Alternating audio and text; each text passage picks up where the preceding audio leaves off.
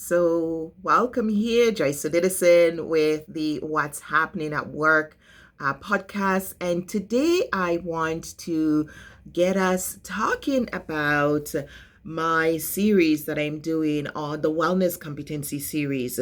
So, today we're going to delve into Wellness Competency 2, which is responsible communication. Now, when we talked earlier about why we need wellness competencies, I highlighted that at no time ever have we needed more structure to stay well in our lives and in our workplaces, because there has never been such clear and very visible reality that without healthy employees, we don't have an economy, we don't have a workplace, your organization doesn't exist.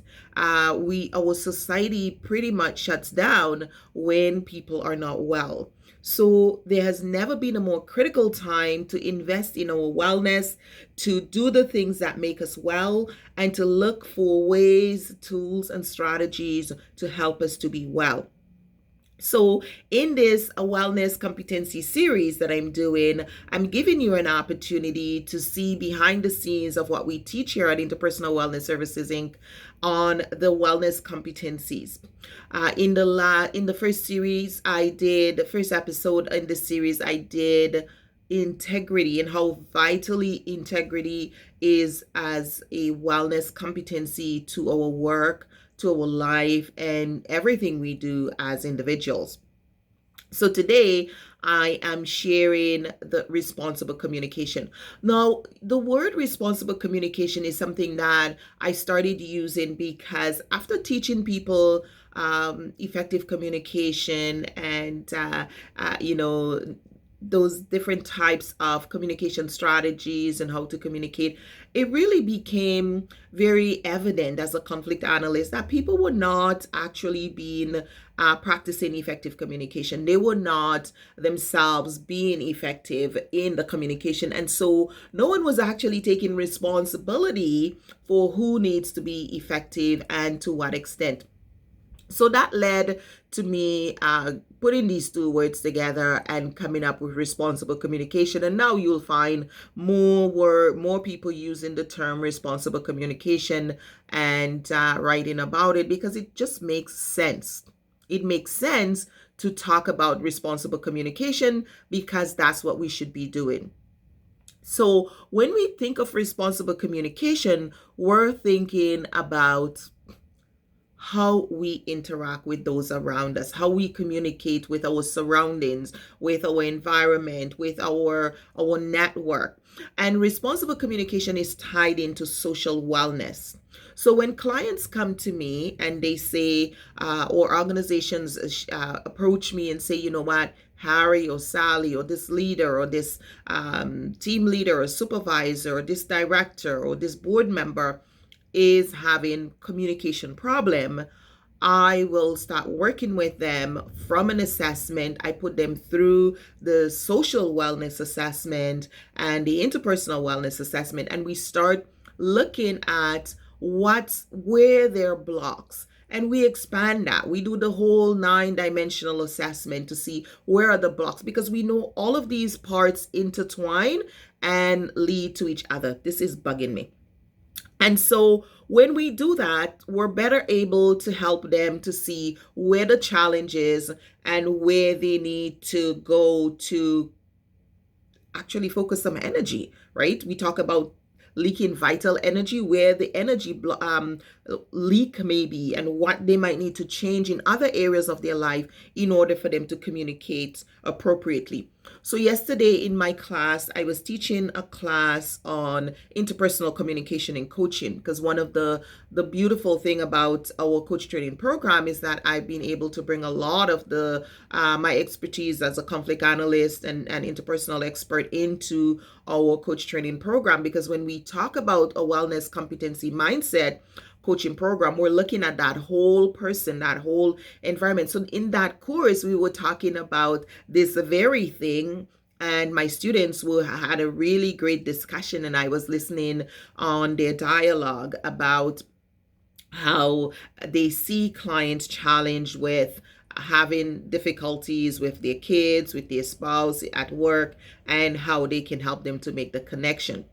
And one of the things that I was doing in that lecture, one of the things I talked about is how low self esteem in the spiritual wellness dimension, which is low integrity, because when you have low self esteem, you're not living in integrity with who you are, you're not thinking in integrity to who you are, your purpose, and you're not making choices that are integrity to who you should be. And therefore, that in itself can lead to issues around responsible communication. So they're linked. The competencies are linked, just as the wellness dimensions are linked. They're all interconnected. So if you're not feeling good about yourself, you're having low self-esteem, or you have no sense of purpose, you don't know, you're living out of alignment with your core values, that will say you're low in integrity, but it shows up in your communication. So what do we mean by responsible communication? Responsible communication is really encapsulates all that we do in effective communication, recognizing tone, recognizing pace, recognizing presence, recognizing timing, all of that. When should I say that? How should I say it? Whom should I say it to?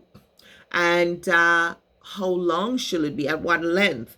Who should know about this? So responsible communication takes in all of that repertoire for communication. Who should I be telling that? Who else should know about this? How should I share this with others? Who should I be calling to question about this? And it goes all the way back to accountability. Should I be holding someone accountable for that? And should I be holding myself accountable for that? So these are things that we know, but we forget.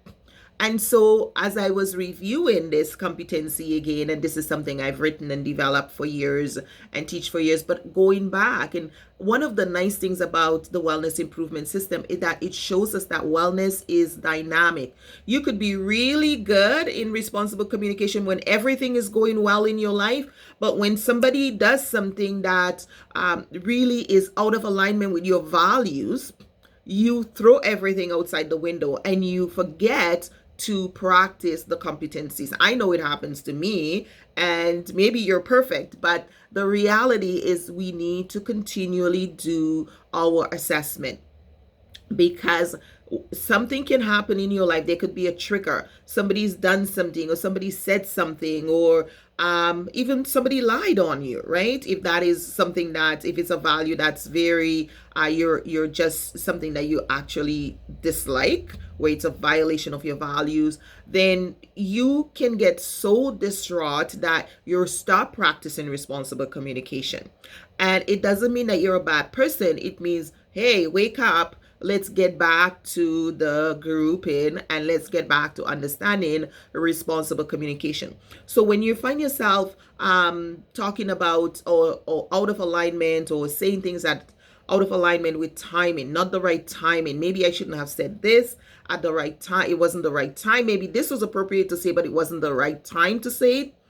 Maybe I said it in the wrong tone. Maybe there's a different way to say it.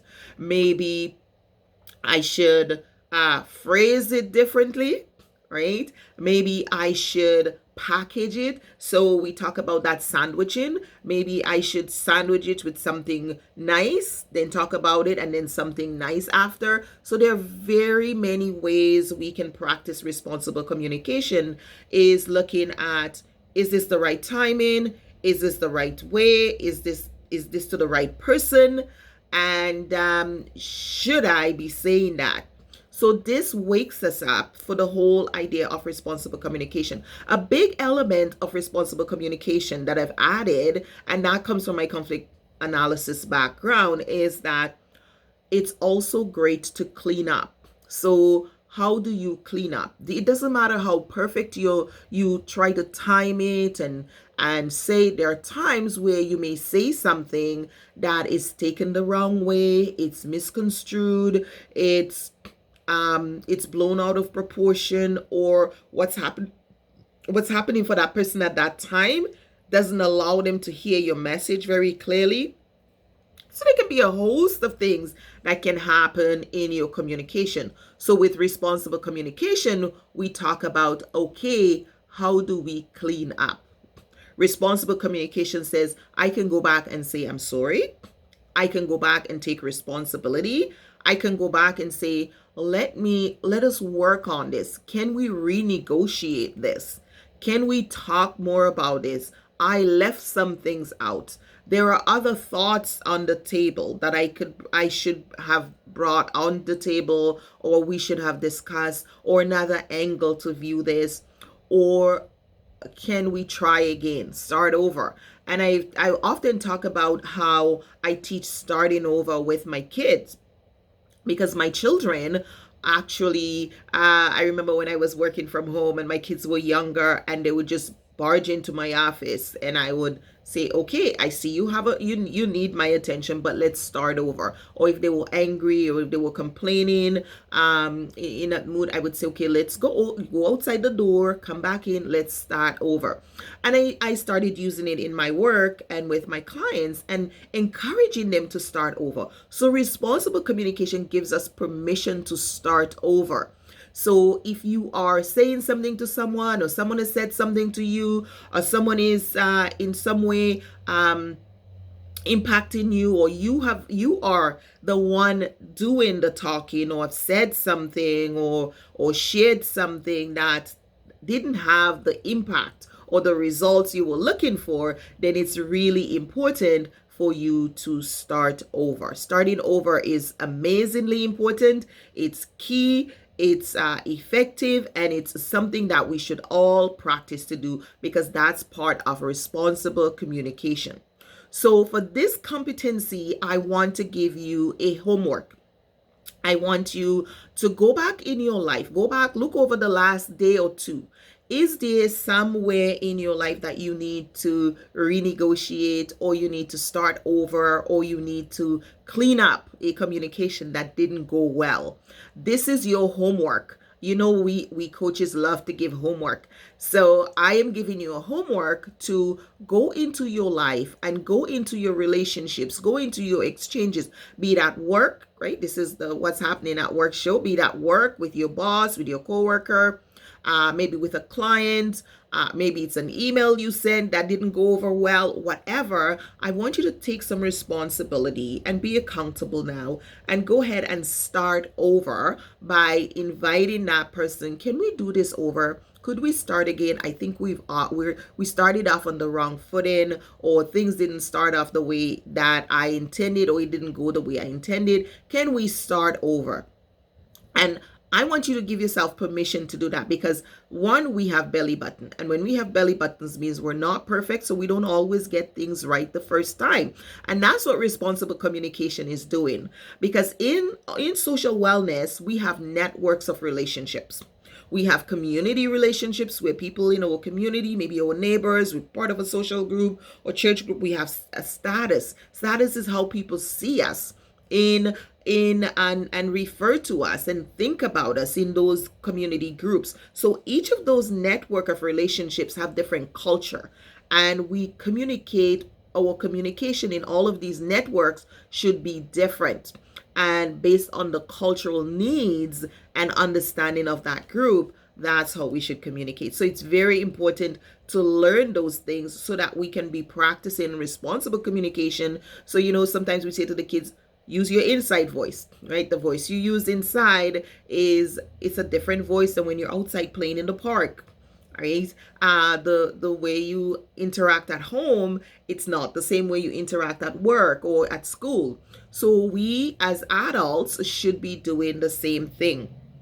And so this particular competency, and I call it a wellness competency, because what happens, it actually adds to relational well-being. What I call relational well-being is that our relationships are more harmonious. We have less relational stress.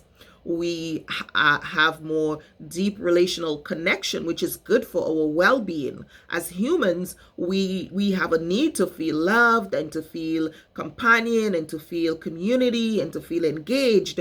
And with responsible communication, we can facilitate relational well-being at work and at home and in our community and in our lives. And so with this competency, we are on the way to improving well-being and impacting our emotional wellness and our mental wellness by staying relationally well, by practicing responsible communication. So this is the second competency in the series that I'll be teaching, that I'm inviting you to do that homework. Go and look, where do you need to practice responsible communication? And if you feel hesitant and you feel, well, I don't know how that person is going to respond, just send them a link to this video, this podcast, and say, look, I learned this strategy. I want to apply it in our relationship, and here are the reasons why.